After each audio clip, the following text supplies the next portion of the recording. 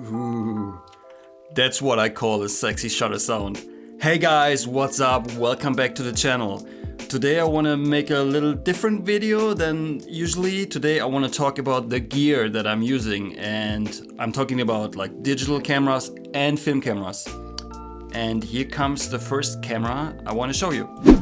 Bam! And here's the first camera. It's the Sony A7s. Like the original one, the Mark 1, the OG of low light. And yeah, this camera is amazing. I mean, you probably know about the low light capabilities of this camera. I mean, it's like the body design is not perfect, like the newer Sony cameras are much better, but still, it's a lovely camera, even though I'm not using it too much anymore. But occasionally I get it out, and especially for low light, it's absolutely amazing. And attached to the camera is one reason I got the A7s, is the Metacon 50mm 095. And even though I'm not a 50mm shooter, I love this lens because like the aperture is it's crazy. I mean, you can shoot under moonlight with this camera and this lens and use the moonlight as your only light source, which is pretty amazing. And the look when you shoot wide open, it almost looks like medium format. And yeah, I'm absolutely loving it. And I mean, it's not the sharpest lens in the world, but if you have this certain look that has character, highly recommend this lens. Okay, next camera. Second camera, and it's the Sony A7R Mark II. I got this, I think, 2.5 years almost ago. And yeah, I mean, this almost replaced my A7s because it has a nice resolution, 42 megapixels. You can do a lot of things with that. And especially clients, if you shoot a wedding, some of them, they require files that are larger than 12 megapixels. And I totally get it, it's fine. So this one it is. I mean, even though the Mark III is out now and has some nice features, especially like the better battery and stuff, it's nice, but the image quality is still almost the same.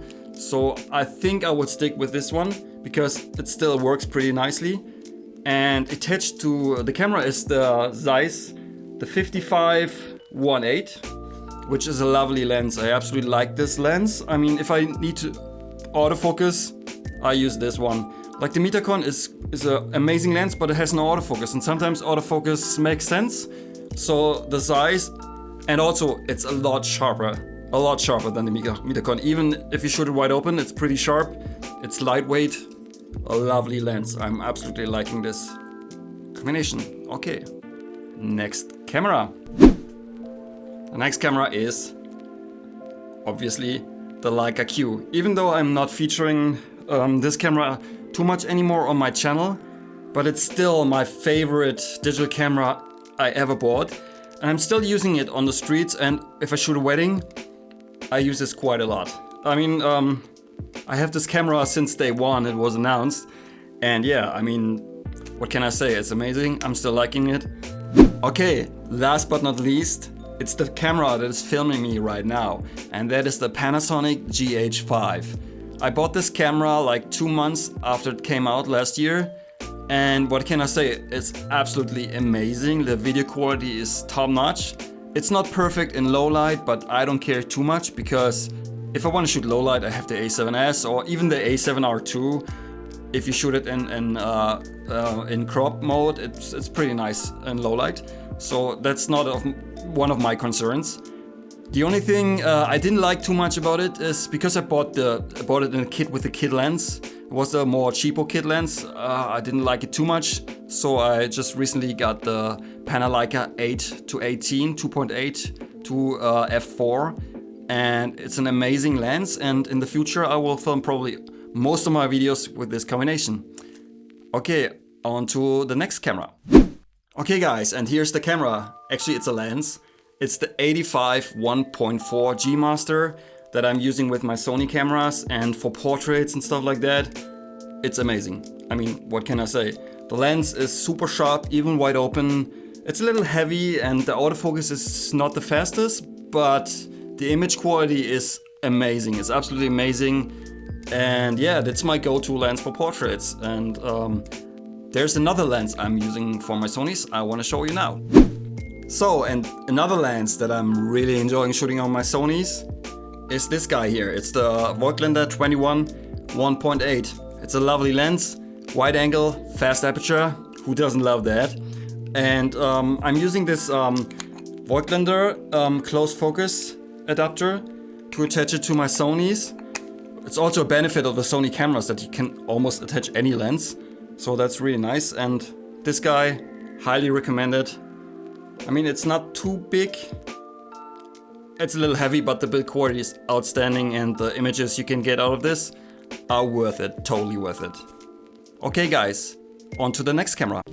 Okay guys, and the first film camera, obviously, it's the Hasselblad Expand. It's the first film camera I ever bought, and ever since I'm absolutely loving it. I shot a lot of how I shoot episodes with this one.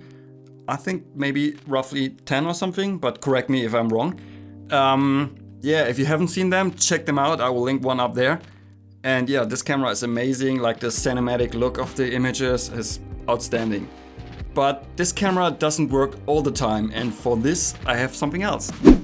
Okay, the Leica M6. You probably have seen the Leica M6 on my channel already. I mean, I shot a couple of episodes, how I shoot episodes with this one, and it's absolutely amazing. It looks gorgeous. I mean, a lot of people on the streets gave me like a thumbs up or commented on my camera because it's very, very beautiful. And I mean, it's an iconic design. Who doesn't like it? It's very beautiful. And attached to the M6 is this lens here. It's the Voigtlander 35 1.7.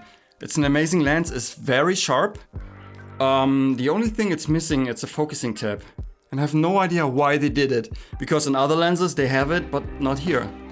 I don't know, I have no idea why, but I wish it would be there, but what can you do? Other than that, Leica M6, highly recommended. Okay, next one. Okay, so my first medium format camera I ever got was this guy here. The Mamiya C330. Amazing camera, amazing images you can produce with this one. 6x6 medium format, really nice. The only thing I don't like too much about this is the lens. Don't get me wrong, the 105 f3.5, it's very sharp.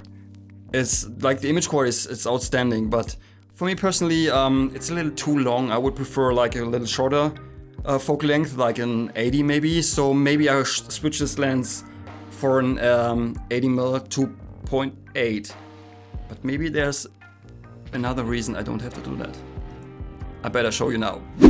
Okay, and that reason is the Rolleiflex Sl66, because this one is also 6x6 and has an 80mm f2.8 Carl Zeiss lens. So it's basically the focal length I want to have on my, I would like to have on my C330. I have it here, but this camera, even though it almost looks like a Hasselblad, but it has one unique feature, and that is that you can, let me show you, you can tilt the lens. You can tilt it down and up, which is pretty amazing. I mean, you don't have to get like a large format camera and tilt. You can do it here. It's pretty amazing. The only drawback of this camera is it's pretty heavy and big. I mean, it's not perfect for travel, but I have a trip coming up next month and I'm planning to bring this camera, and I'm planning to shoot a couple of videos for you guys.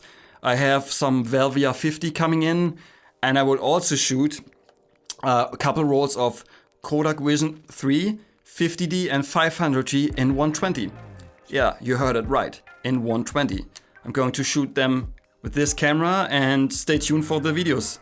Should be up maybe early March or something. But I will let you know. I will talk about my trip in another video. Okay guys, that's it.